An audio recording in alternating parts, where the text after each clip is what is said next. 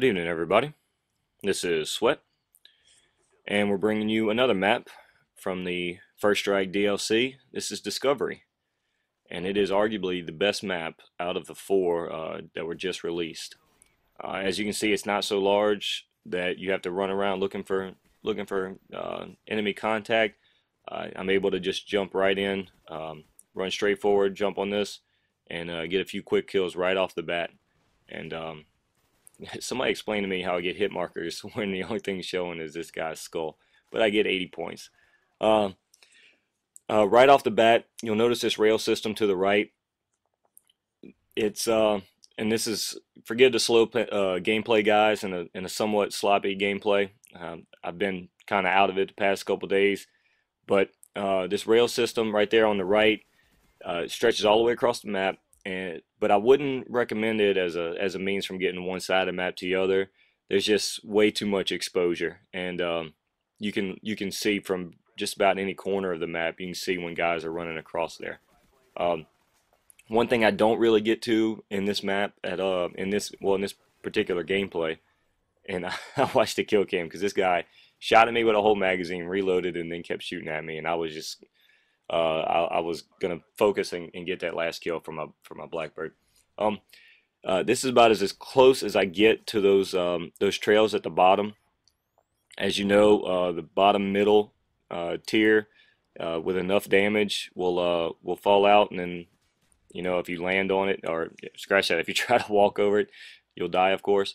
And that was just awful timing right there, jumping down and landing on that grenade. You see this, the two spy planes, one flying from left to right and one flying from right to left. Just to clarify, guys, if you guys want to shoot a counter spy plane down, the counter spy planes start on your right and fly toward the left, and the spy planes start on your left and fly toward the right.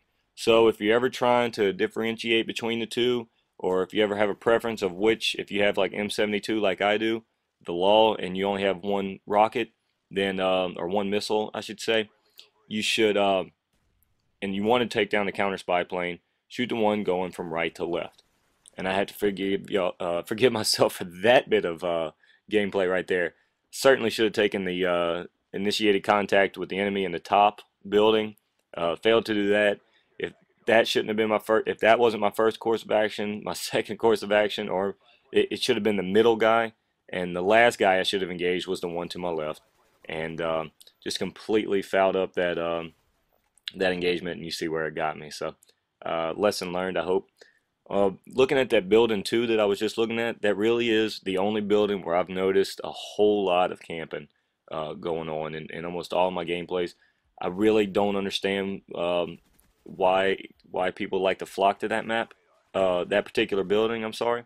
Um, I really haven't noticed much, spawn camping or whatnot. I think people are really, as you can see, the flying to the right, to the left for the counter spy plane. I think people are really, exploring the new maps and taking advantage of something new. But as you can see, this game wasn't all that bad. But there's still so many people rocking Ghost, and I don't want to complain about it because I've certainly rocked Ghost in these new maps. Because me, you fight fire with fire, but you know, I I'm not gonna complain. I'm not gonna complain because really it's about making an enjoyable experience. And if and if rocking Ghost and never showing up on the enemy radar is your thing, well then more power to you.